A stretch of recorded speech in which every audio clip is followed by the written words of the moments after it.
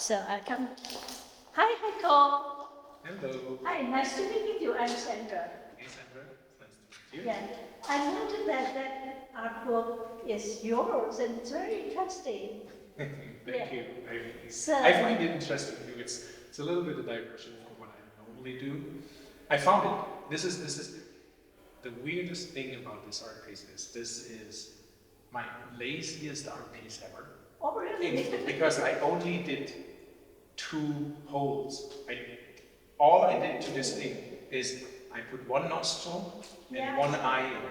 Everything else was there. Oh, yeah. Everything else was there. There's nothing else done to it.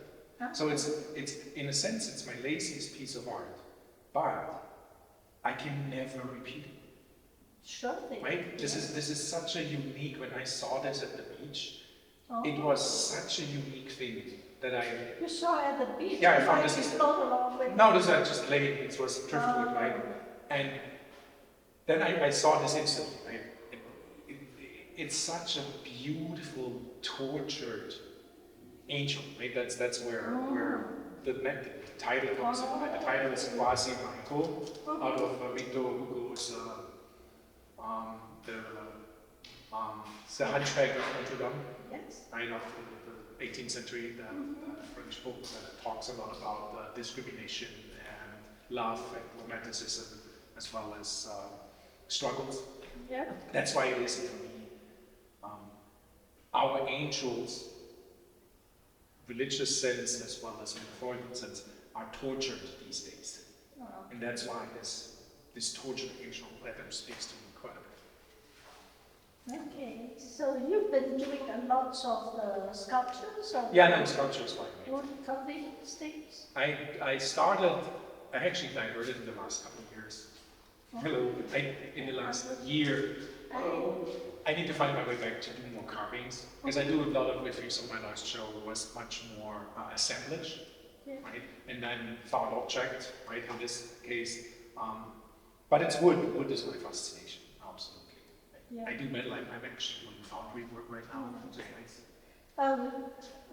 I forgot to ask you, can you introduce yourself about yourself?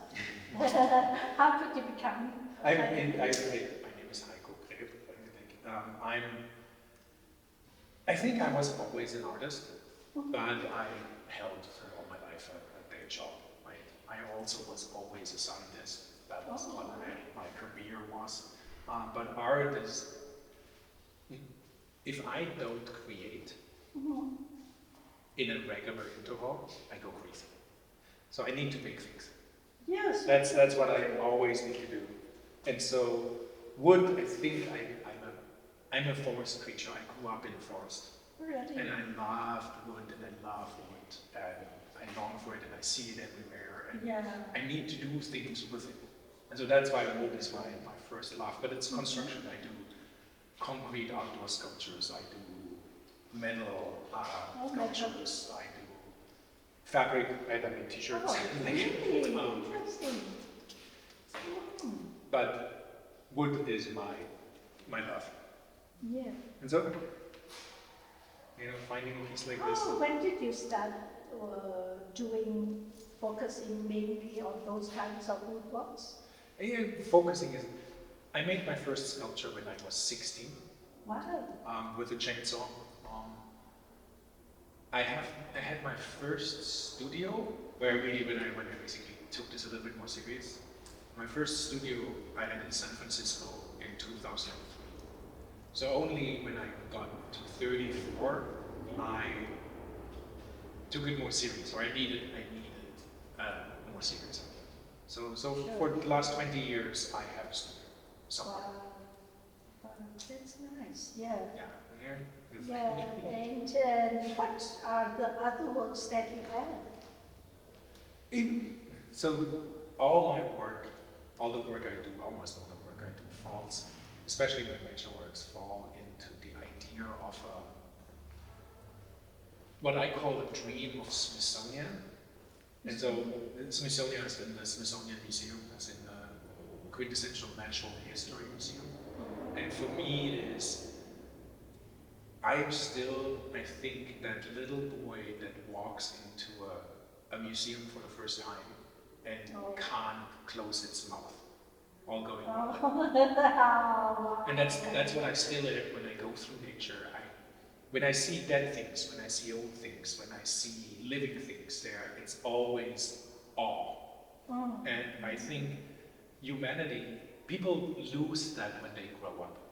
They go, yeah, whatever. It's not interesting. Oh yeah, it's a skeleton, or it's an old building, or but it's trash, needs to go. Yeah. And for me, it's very, very sad that people get older and they're not interested in the natural world.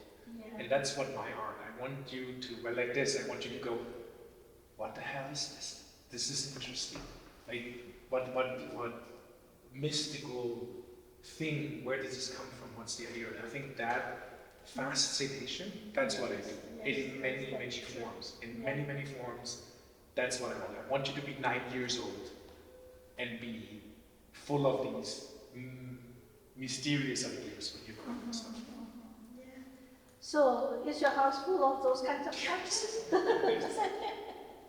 It isn't. It almost has too many skulls and skeletons and other things. Yes. And what about painting? Do you have any interest in painting? No. I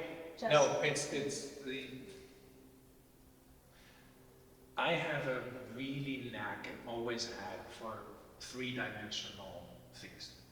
I can see three-dimensional, I think three-dimensional. And so for me to go two-dimensional is not torture, but it's out of my natural being. Yes. So it doesn't work. Yeah, 3D is more attractive. And it's some way. It's what I am. It's not like I can do 3D. Not everybody can. Yes, I can do it better than most people. And so for me to go 2D is I don't want to poo-poo it, I don't want to say it's not worth it, but for me it's not me. Yeah, so that's a personal things, I understand. When I went to, that time was in Taiwan, there's a very big art show called ART, that is the temporary artworks. It's sort of like an art parcel. More than 3,400 pieces out there, and I was one of the finalists out there, so I went there and attended. And the first prize winner is not the 2D artist, at the time it was 3D artist. He found the floating in Taiwan, it says an ocean, right? On the beach, is waiting for the pieces of the woods that trees or something like that coming along the way, and then he collected all the pieces, and then what he made it with these things as a kind of recycle art, and he connected all these things in an interesting creature, and he won first. The jury gave him the golden, what is that called? No, the trophy. Yeah, and then at the end of the 3 days fair, and then at the end of the fair, they counted how many pieces they got, and I got one, and he got 7 or 8 pieces, and then he won. He's just with the kind of pieces, connected into a creature that big, like my eyelash. So. And then a depicting of an existing animal or a fantasy creature? In my eyes, it's like a fox or something, but not really fox. But creature kind of brings that, with the snout, with the head, 4 legs and the tails, and kind of tail is with the tree branch. Okay, so that's a fantasy creature, close to modified. To an animal. Yeah. Okay, that's cool. That's when won the first prize. I couldn't recall now that we, so very interesting. And so for this was more accident. Right? I was looking for driftwood for a construction project, and I just found this. So I now want to do a day along the coast and just look for weird stuff. I almost feel like it is not blasphemic, but trying to recreate a happenstance moment is always tricky, right? This happened without intention, and now I'm trying to intentionally create magic, because this is magic, right, for me. And so that is, I'm not so sure where that will go. I will try it and see. But Yeah. it's just a side idea. What It's do you not. find? Yeah, but is there something to be found? Is there inspiration to be found? Even maybe? Sure. And going back to this piece, why you made only one hole as an eye socket? Because it has another eye. There's two eyes. Where? I just saw this eye. There's another Oh, eye. that is another eye. That's the eye. That is naturally a third Yeah, eye. that I This did. is created Yes, that's the same thing. This nostril was there. I created this one. on this one. The mouth was there. The mouth, probably this was a Piece of wood. yeah, You maybe. take it out. No, nothing. I did not take it. It was there. The hole was there. Oh, It was just there.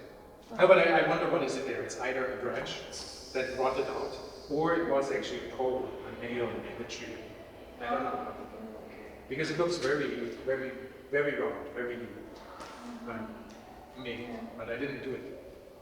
See, that's why that is naturally occurring, and then you made it, that's naturally, and you made it. It's interesting, yeah. It's a fun piece. I really, So, really having fun.